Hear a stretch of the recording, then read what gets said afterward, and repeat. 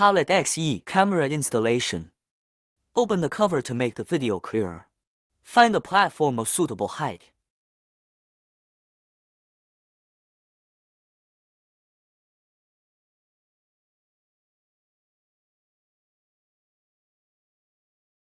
Plug in the camera's USB cable. Make sure the camera cable does not interfere with the machine's movement. Connect to Wi-Fi.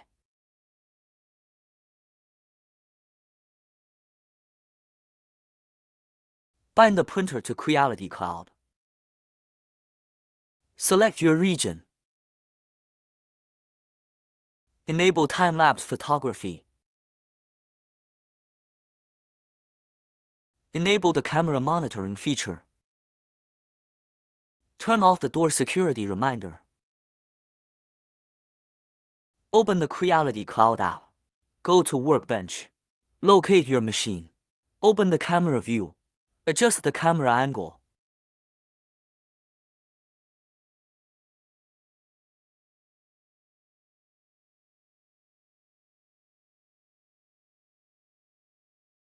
After printing is completed, the time-lapse video will be saved to Creality Cloud. Device settings. Time lapses. My time lapses.